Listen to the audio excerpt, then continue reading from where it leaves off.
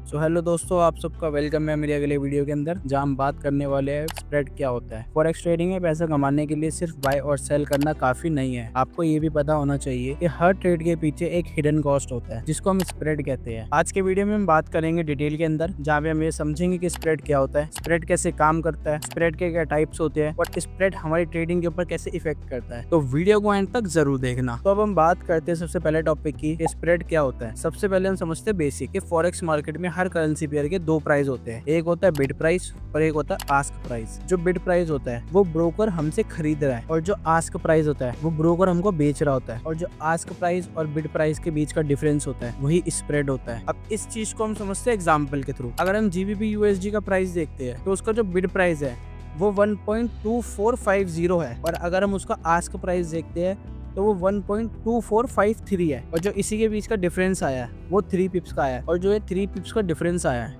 यही स्प्रेड होता है। और अगर इस ट्रेड की हम बात करें तो यहाँ पे हमारी ऑलरेडी 3 पिप्स का स्प्रेड चल ही रहा है, तो हम 3 पिप लॉस के अंदर एंटर करेंगे क्योंकि ब्रोकर ऑलरेडी 3 पिप ज्यादा हमसे चार्ज कर रहा है। चलो ये तो हमने समझ लिया कि स्प्रेड होता क्या है और स्प्रेड कैसे हम निकाल सकते हैं। तो बात करते हैं स्प्रेड मार्केट में कैसे काम करता है। फॉरेक्स मार्केट कहीं एक जगह नहीं है, वो पूरे वर्ल्ड में ऑनलाइन ही चल रहा है। इसका मतलब ये है कि उसका कोई सेंट्री नहीं है, सारी जगह से ट्रेड होते हैं। तो जो ब्रोकर होता है ना, वो हमको लिक्विडिटी प्रोवाइडर से प्राइस ला के देता है, जहाँ पर बिड प्राइस और आस्क प्राइस दोनों कंसिस्टेंटली चेंज होते रहते हैं। तो जब मार्केट के अंदर एकदम हाई लिक्विडिटी होती है ना, जैसे लंदन या न्यूयॉर्क सेशन के अंदर, तो वहाँ पे ना स्प्रेड बहुत ज्यादा कम होते हैं।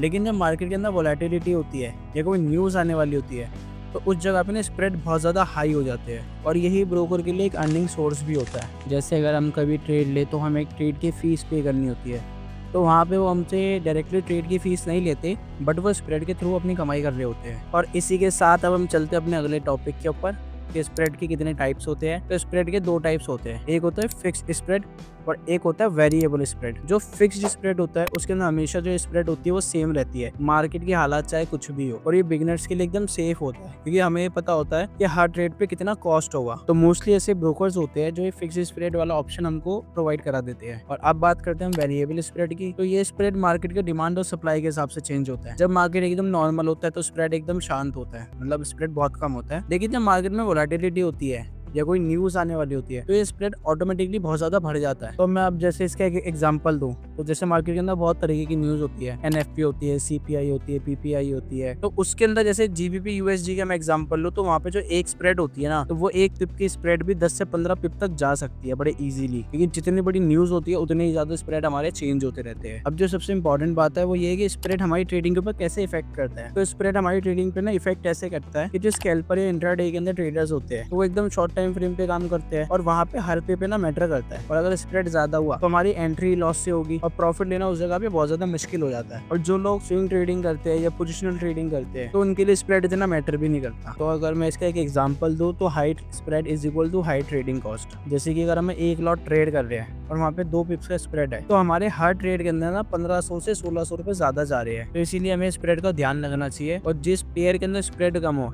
या जो ब्रोकर हमको एकदम लो स्प्रेड देता है तो वो हमारे लिए ज्यादा बेनिफिशियल होती है। तो हम समझते हैं कि क्या हम स्प्रेड से बच सकते हैं। तो स्प्रेड से बचना तो इम्पॉसिबल है, बट हाँ हम कुछ ऐसी चीजें कर सकते हैं जिससे हमें ज्यादा कॉस्ट ना देनी पड़े। जैसे हमें मेजर करेंसी पेयर के अंदर ट्रेड करना चाहिए जहाँ पे स्प्रेड एकदम कम होता है, जैसे यूरो USD, GBP USD। और हमको न्यूज ट्रेडिंग को भी अवॉइड करना चाहिए क्योंकि न्यूज ट्रेडिंग के टाइम पे बहुत ज्यादा वोलेटिलिटी होती है और उस वजह से स्प्रेड बहुत ज्यादा हाई हो जाता है। उस समय हमको मार्केट की प्रेडिक्शन नहीं होती कि मार्केट ऊपर जाएगा या नीचे जाएगा। तो मोस्ट ऑफ द जो ट्रेडर्स होते हैं ना वो अपना न्यूज ट्रेडिंग के टाइम पे ही पैसा खोते हैं, अपने अकाउंट्स ग्रो कर लेते हैं, क्योंकि न्यूज ट्रेडिंग के बारे में किसी को भी नहीं मालूम होता, कभी प्राइस ऊपर जाता है और कभी प्राइस नीचे आता है, और उस दौरान हमारा दिमाग भी काम नहीं करता, हमारी साइकोलॉजी बिल्कुल काम नहीं करती, और हम उस जगह पे इन द एंड लॉस ही करते हैं। तो दोस्तों यही थी स्प्रेड की पूरी कहानी। अगर आपको लगता है कि आपको स्प्रेड समझ आया हो तो प्लीज कमेंट जरूर करना, और अगर नहीं आया हो, कोई कंफ्यूजन हो तो आप मुझे कमेंट के अंदर वो भी बता सकते हो। वीडियो पसंद आया तो लाइक करो, शेयर करो और चैनल को सब्सक्राइब करो। और आई नो ये वाला वीडियो थोड़ा लेट हो गया, बट डेफिनेटली मैं काम करूंगा कि हर वीक के अंदर मैं एक वीडियो डालता रहूँ। मिलते हैं अगले वीडियो के अंदर, तब तक के लिए happy trading and keep learning with dollar digger.